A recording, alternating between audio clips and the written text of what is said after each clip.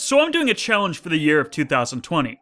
In case you have not heard, I gave myself $300 at the start of the year, which is the only money I can spend on video games until January 1st, 2021.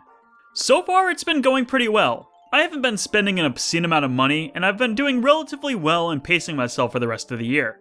Though I gotta say, I have indeed learned some lessons when it came to my budgetary and personal decisions during April. You see, Krista Fields has a personal friend. Let's call him Connor, because that's his name.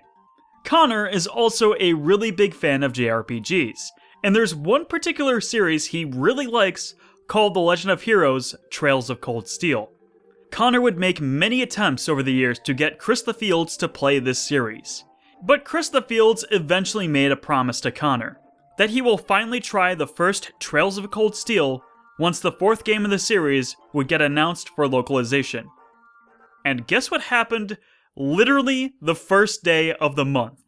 Now, as much as I wanted to make more excuses at this point, I think it's a crappy thing to back out on promises. I'm the guy who could have easily swept doing Fortnite dances under the rug for Byleth's Smash announcement, and the rest of my life would have been enriched for it. But that isn't the way I roll, buddy. So looking for the best deal I could, I eventually found this, a copy of the first two Trails of Cold Steel games for PS3 for $30 together, albeit just the discs. This is a weird consequence of the challenge I've done for myself. Now, I'm a pretty casual collector, but a collector nonetheless. So to just get the discs outside of their cases, I just feel empty. But at the same time, that's also part of the experience.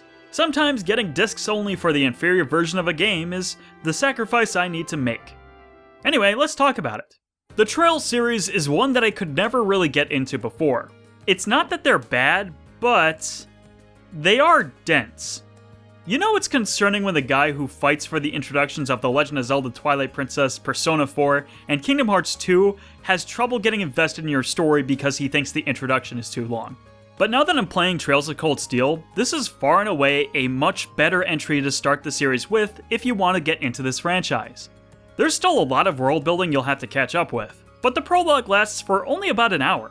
Even then, the game is neatly organized by a simple to understand calendar system that provides a sense of progression as you play the game. If you like the modern Persona games, then I'm sure you'll find plenty to enjoy in this title. Personally, I'm also really enjoying this game. Now, I'm not far, by any means. I've only just finished Chapter 2, but I can say that there's a certain magic. It's not a super outstanding game, but even I can feel the heart that was clearly put into making it. I won't swing either way as of now, but this has the potential to be one of my favorite JRPG series, so I'm really looking forward to playing more. Seeing my subscription from Xbox Game Pass was soon to be depleted, I decided to take one last game for the road.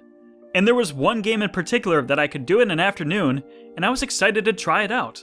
That game being What Remains of Edith Finch. I don't really know how to describe my experience for this game. Maybe it's just because this type of narrative experience is out of my wheelhouse, but I came away feeling a little empty, but at the same time, fulfilled. There's not a whole lot I want to say about this game, since it's so short. And even things 10 minutes into the game I think are still spoilers. I'm sure everyone who has wanted to play this game has done so already, but I think this is a game you should experience for yourself, even if you aren't all that interested. It's a packed experience despite lasting for only a couple of hours, and it might affect you in more ways than you expect. Anyway, last month I said I was playing Tales of Vesperia for the first time. Or, the second first time.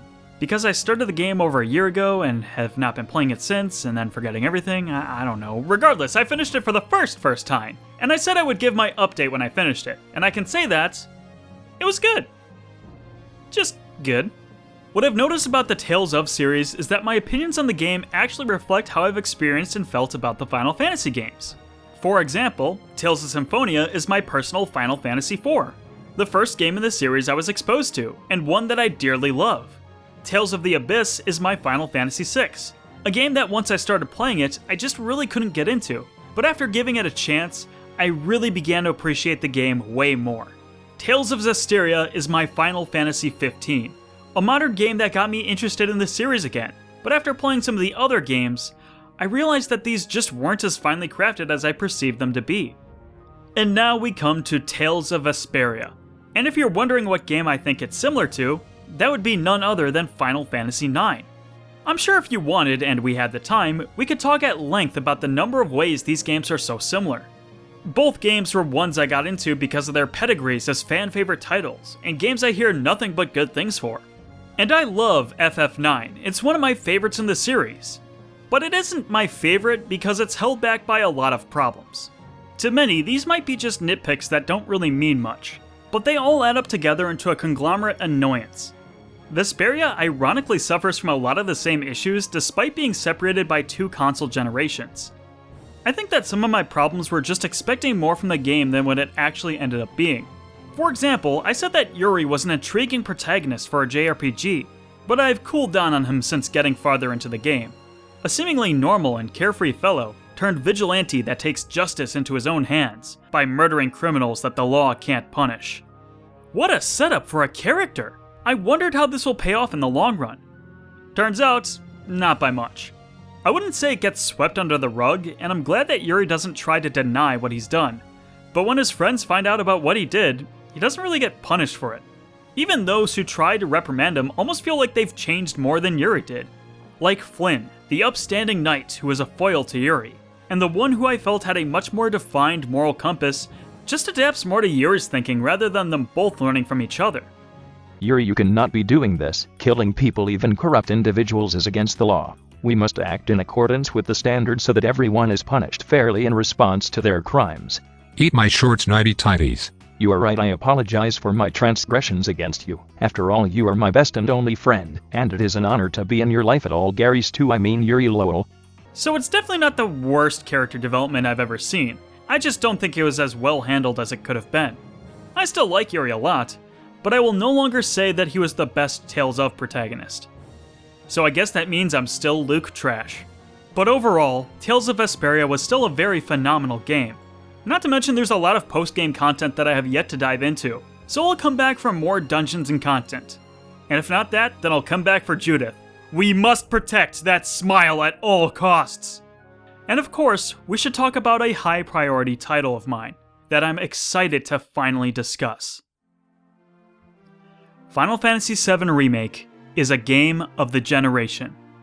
I still remember when my brother showed me the trailer back in 2015. I couldn't believe they were actually going through with remaking this game, but it was a hard thing for me to get excited about. After all, at this time, I didn't play much of Final Fantasy VII, I was still in my moody teenage phase of thinking the game was overrated. But barring that, there were so many setbacks and mishandles of this game that it just felt like an inevitable crash was about to happen. But 5 years later, for almost as long as the console generation itself, we can finally play Final Fantasy VII Remake. Playing it for myself was incredible. I kept feeling like I wasn't actually playing a real video game, that there's just no way that I'm actually playing a Final Fantasy VII Remake. After all of this time, after all of the memes, a from the ground up HD reimagining of Final Fantasy VII. And I'm the one controlling it. To see moments where my imagination had to previously fill in the gaps, to get to experience new stories, new characters, and new settings, all in a fully realized 3-dimensional world, just doesn't feel real at all. And it feels so unreal because it plays like a dream. Every character is so fun to play as, including the frogs. Aside from the few misfires with injecting new story elements into the existing story, Square Enix nailed almost everything that went into this game. Is it perfect? Of course not. But is it better than the original? Well, sorry to sound like a filthy elitist, but not by a long shot. Some of the new content is amazing and really fleshes out the city of Midgar even more. Other additions are questionable and do leave me concerned about the future of the remake. Sorry gamers, but I didn't like the ending either. But the great thing about 7 Remake is that it doesn't have to be better. I may not be hot on all the new story changes they made, but the original game has been remastered, ported, and preserved extremely well. So I always have the original Final Fantasy VII to go back to, even on the PS4. The two games exist as perfect complements. I can get different flavors of the same experience at any time. Final Fantasy VII Remake was special. Worth every single penny that was paid to experience this masterpiece. It harkens back to a traditional time for the series, but at the same time, feels like a modern experience that isn't too out of place amongst a changed gaming landscape. This is what every future Final Fantasy title should look to as an example. It's simply beautiful. And that's all I have to say for the month of April for this year on a gaming budget. Tune in next month and we'll have more to talk about. After all, the Xenoblade Remake is coming out soon.